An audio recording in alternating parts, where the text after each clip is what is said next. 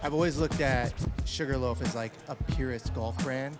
The stuff that you guys have done with Quiet Golf, everything that you've done in the visor space, anything from apparel in that lens, where are you drawing inspiration from, like past years, past generations of athletes in that space? Yeah, I mean, I grew up playing golf like in the 90s, like born in 89. And like when I was sort of getting my feet wet in this game, like the David Duvals and Tiger Woods were like the young, cool guys like I was looking up to. And like the fits have always sort of been like chasing that like era, of like slightly a little bit baggier, like maybe a little bit of pleats. And like a good example is like this collab we did with Quiet Golf recently.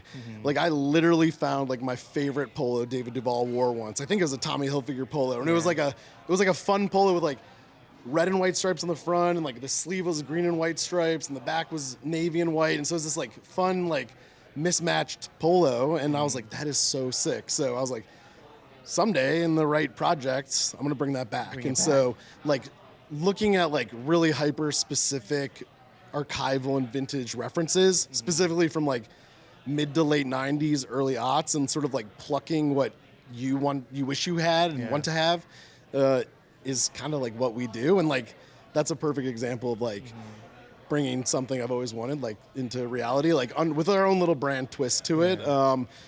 Another thing, like I guess even dipping back into like the 80s, right? Like with like, didn't grow up with Sevi Ballesteros as like a hero, but like when you look back at some of his old like Getty images, like what a beautiful man, right? And he like wore his like kind of like Lacoste, like beautiful blues so well, and rocking the tour visor. And we do this like double Sevi logo, which is like an ode to a visor he like accidentally had at the Masters, which was like an Augusta National visor. And turns out he's on TV on Sunday, and so Nike, who was his like sponsor at the time, was like, yo, we got to have our logo like front and center. So they ripped out two labels from a polo to cover the Augusta logo and stacked them on top of each other. And I just thought that was like such a weirdo thing that happened, a moment in like fashion. And so just something that just piques my interest, and we brought that back and put our own little twist on it and stacked two Sugarloaf logos and drop it, in April. And yeah, we're always like looking back. Listening to Ian talk about digging through old Getty images and weird eBay finds, it reminds me of something I keep coming back to. The good stuff, like the stuff that actually sticks, never happens fast. That's why this moment is perfect for the Style Pursuit presented by Bushmills Irish Whiskey. Because Bushmills doesn't just make whiskey, they wait on it, they let it breathe, they let it mature, they let time do the shaping. 20 plus years in a barrel before anyone even smells it, that's a different level of patience. And honestly, that's the same energy we're seeing in golf right now. Brands like Sugarloaf going deep into the archives, pulling memories forward, refining ideas season after season. It's that slow, intentional creativity that Ian has had for years now. Finding the right fabric, the right pleat, the right moment, and letting it evolve. That's where the memorable notes live, in whiskey and in golf style. All right, back to the episode.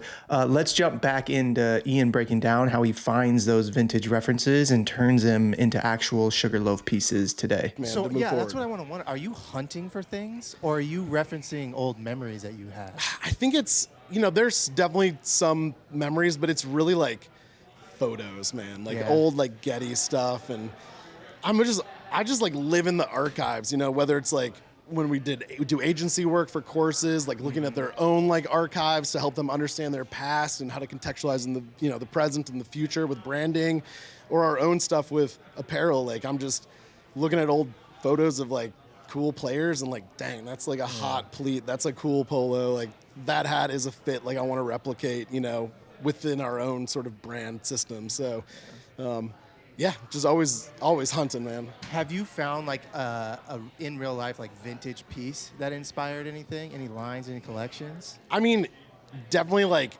buying like weirdo, definitely like the major like merch around like majors back in the day, like from kind of like those early mid 90s to like the kind of 2000s. Like the merch for the majors was like really sick, and it was abundant, right? Because they were big tournaments. So like on eBay, just search like 95 US Open Shinnecock and find some like weird windbreaker with like a crazy massive embroidery on the back. And even like something like that I got on, like an anorak, like this like flowy thing, like this is definitely like pieces we've bought off of eBay that are 20, 30, 40 years old that we're sort of like looking at together on the table and being like, how can we sort of like bring this into a way that makes sense for our brand today? That's what I was curious with. It's one thing to be on the hunt and like search for stuff. It's another thing to filter, but then out of that, what products are you bringing to life? So taking it up a floor, like where's the filter stage coming from?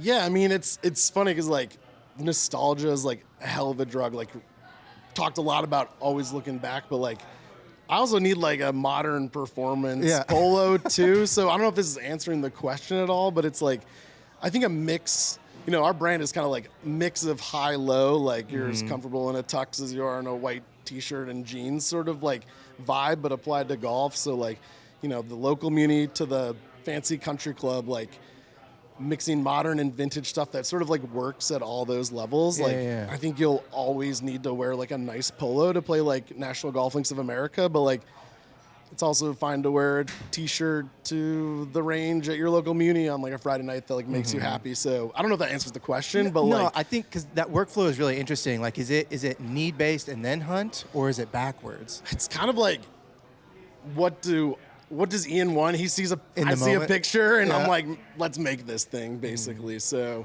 you know, I think like as our brand gets bigger, we're filling product holes that like I wasn't able to make previously. Like with us, you know, now we have like a little bit of a team. So from jackets and vests and, you know, wind shirts, like things that definitely like have some archival inspiration but work kind of in a modern context. And yeah, that it's just like, what do I want? Yeah. And we like make it basically. Or like, I always say like, we'll make a white hat when like I need a new white hat, and it's just like we make one. Let's and make it then it works sort of for that thing. moment. That's so interesting. And the other thing that too is fascinating is the idea around hidden gems. Like, have you found any hidden gems at some of these courses that you stumbled upon?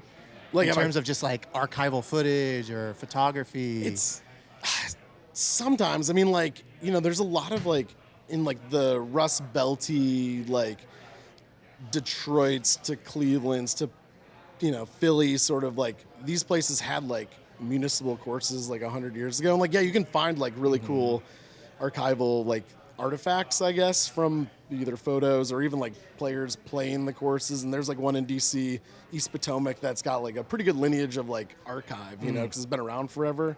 I don't know if that answers the question, but like when we also do like, people know us, we do like branding for places like Pinehurst and Pebble Beach and help people with their logos. And like, that's when we're like really deep and like, we might find like a weird little mark on a picture, you know, from 100 years ago that like, oh, did you know your course used to have like this little artifact as part of its like brand identity, and like developing systems that like speak to the past, but like will work for another 100 years is like kind of my tact, whether it's a client or our own brand. Wow, that's so awesome. And then I think the other interesting thing too is, you alluded to it, but these images that you're referencing, the archives that you go back and you find, you stumble upon, you have the filtering process, and then you're in the sampling stage. Like, how are you blending what you saw then also functionally works for today? Yeah, I mean, it's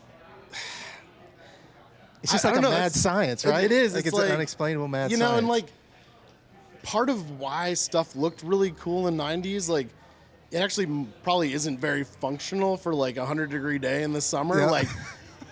Like cotton, like 100% cotton, like pleated pants, like a cotton polo, like looks fly in like a photo from 35 years ago. But like, let's be real, like there has to be, you know, so we're like always on the hunt for like, you know, fabric technology, like every year. Like honestly, the two pieces I have on, like this Oxford that we're gonna make, like looks like cotton, but it's actually like a poly cotton blend. So it has like some performance elements to it that like you can wear on a hot day, but it still looks like of that matte, you know, kind of high weave, like cotton aesthetic. So like I'm always looking for basically like new fabrics that can like handle this like desire to look vintage, but like will stretch and breathe a little bit and not stop your like adventure basically on like a hot summer golf day.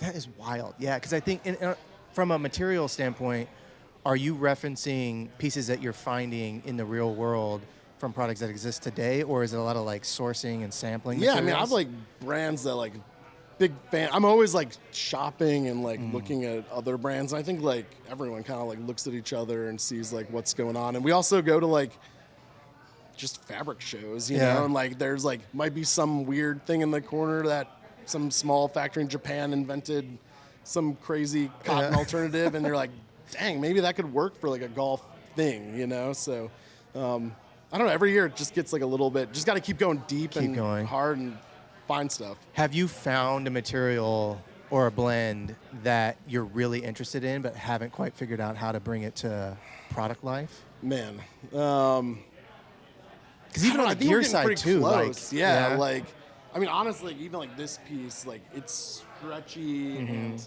but still has that like 90s windbreakery vibe, and so like we're getting close, I think, for sure. So what are you guys like most excited about that's coming up? Because obviously like this 25 season has been unreal, just of what you guys have been able to do from having more resources and being able to put out more product. Yeah. Is there something in 26 that you guys are really looking forward to? Yeah, I think I'd say it's like threefold. Like collabs are always going to be like a part of our journey and like what we're interested in working with other brands. So we have some really cool collabs coming up for 26 with Students Golf and Painter and Birdie. So like dipping into the women's space a little bit is interesting. Yeah. I would say like on our like core offerings, like, you know, just stock nice polos and quarter zips and kind of sun hoodies. Like it's never, there's always like, you can always do better, you know? So it's like every 6 months we're like, man, like should the cuffs be a quarter inch wider? Like should this be how do we like double tap this seam down that's like inside the hood that no one will ever see, but it's like bugging us, you know, from a creative standpoint? Or like, man, you know, this shoulder, like it's always been like a hair off. Like, well, do we bring it forward a half inch and up a quarter inch? And so refinement on the core products, and then like pursuing the stuff I've always wanted to make, like more in like a lifestyle vein, like an Oxford or an anorak or shorts. And like we have some shorts coming out in the spring that are like dead references to like LL Bean, like 1993, like LL Bean, like pleated, like a little bit more heavy canvas, like where one back pocket has like a flap on it and there's like a little patch over the right one. So like this like mix of like vintage Ralph Lauren golf, vintage LL Bean, sort of like fly fishing outdoor vibes. Love and that. like wrapping that up in some like gore prep golf hybrid, basically. Yeah. So do you have you ever referenced like old magazines and stuff? Because this is something that we talked about is like East Bay and like how iconic that was, either references or just like what we were inspired by back in the day. Yeah, I mean, like I got 2 kids now. I don't have like a lot of extra room for a lot of extra like library of stuff, but like definitely. I mean, even just being here today, like Reigning Champ has got all these like vintage Sports Illustrated things on the walls, and like Mike and I are just like from Reigning Champ are like buddies and geeking out and going through some stuff, and like I think like even like today is a good example of like a community coming together to like almost like support each other's brand growth. And like we've already like committed to like a couple more collabs just today, and like we have the students collab in January, and like we get to meet here today together, and like we were working this morning, I'm like, maybe we ditch those pants, can we refine the camo pattern? And so like it's kind of cool, like we're like here for a pop-up and meeting our community, but also always like working and making stuff and planning. So if somebody got introduced to the brand for the first time, what do you think is like the best representation of Sugarloaf today? I still don't know what Sugarloaf is. Like like we're third-part community, third-part content, third-part clothing. And so like, since day one, like we were really good at content, and that built a community of people who like kind of associated with sort of our thesis or motto or whatever. And then like I've always wanted to make like clothes and accessories and apparel. So like that sort of just like followed that, early journey of content and community. Yeah. Has your process like changed at all throughout like this journey? Because these last couple of years have been a lot different than prior. For sure. Like, 2 years ago, like it was pretty much just me running the brand. Like I had like a couple people helping, but like from a design and sourcing sense, it was like just me. And I also was like packing orders, right? So like I had this like very natural cycle of like design a product comes in, I photograph it, drop it, pack it, and then like back to designing. So it was like tiny little natural like 5-week windows of like how that fast that could work. But now like we're deep into 26 planning already. Like this event we've been thinking about for months now. It's like my brain is like this. It's weird because you're almost like this already happened in my brain because we've talked about it so much. So just getting ahead of things and there's some challenges with growing too. Like the bigger you think things might be easier with when your brand grows bigger, but like that means ordering more quantities and more SKUs. So it actually takes more time sometimes. So like it can be slower in some regard as well. So just it's been awesome though, man. Like we're really close to like unlocking like my dream essentially. So yeah, that's awesome. Somebody referenced, I can't remember where I heard this, but running a company is very similar to having kids. Whereas your kids get older, you think it gets easier, but it just introduces different problems. To that point, like in these last couple of years, what's been difficult to let go of? Because there's more people in the room. Sure. Like, are you challenged in ideas, both from apparel lens and just like where you want to take the brand? Or are you guys pretty focused? Because everything's been, at least on the outside, very consistent. Yeah. I think like going from like a single creative person, me, to like having a full-time team of 4 now who all we love and trust each other. It's like that did take some time, and like it was my baby, as we talked about. And so like entrusting someone else to like understand your vision, even though you can't totally like verbalize it sometimes is tough. So I think like hiring the right people, like we did that, and then like just being together, going through the ups and downs, and like just being, even just like going on trips like this together, like having conversations at dinner like you just wouldn't have otherwise. It helps you understand who you're working with, and then like we can unlock the creative side of things. But like honestly, like I feel like supercharged from like a clothing and design process. Like Meryl, our product designer, is like absolutely incredible, and Sam, our content guy, is like world class, and just like it's like throwing gas on the fire basically, and like we're cooking now. No doubt. Yeah, I think like being behind the scenes, seeing things evolved in a tasteful way, which is very, very difficult to your point to do. So hats off to you guys internally for that. The last question that I have for you, being in a space like this, you talked about it a little bit, but like how much energy does that give you and like your team to keep pushing forward, knowing that you're doing the right thing, people are paying attention? For sure. Like it's cool because like new fans of the brand showing up who are like, we know them personally, even though we never met, because like we DM everybody back, right? So we have full-blown like conversations for weeks and months. I mean, there were guys who were like, we're like friends with these people we've never even met, basically. And so that's really cool to like bring the internet to life, That's amazing. There's also like old colleagues now like being brought together. Even like Ben Alberstadt from Golf WRX is now within the Pro Shop umbrella. And now like, we used to be, I used to work in golf PR and pitching him all the time, and then we're friends, and now we're colleagues, and that's cool. And like just seeing the other brands we've worked with before, and like also seeing some hero brands of mine that we look up to, like Jay Lindenberg, like big part of my childhood for sure, and like one of the stalwarts of like the modern game. Reigning champ is absolutely elite, and like Jones has been crushing it forever, and so yeah, I'm just honored to like be around those guys. It's insane. It's been a wild journey. I've only been here for a year. Like again, the company is very youthful, but we're doing a lot of things, staying crazy busy. Yeah. So yeah, I appreciate it, man. An absolute fan of what you guys are doing. Thank you. Thanks, Raymond. Boom, buddy. Yep. Appreciate it. All right, that's a wrap for today's episode. If you're feeling the vibe, hit that subscribe button and drop us a quick review. It helps us keep the conversation going and growing. For more golf fashion, follow us over at Skratch and Golf Projects. We're always serving up style and stories that make this game what it is. And if you're hungry for even more, head over to Skratch.golf, where our collective stories live. Until next time, dress well and play fast. Peace.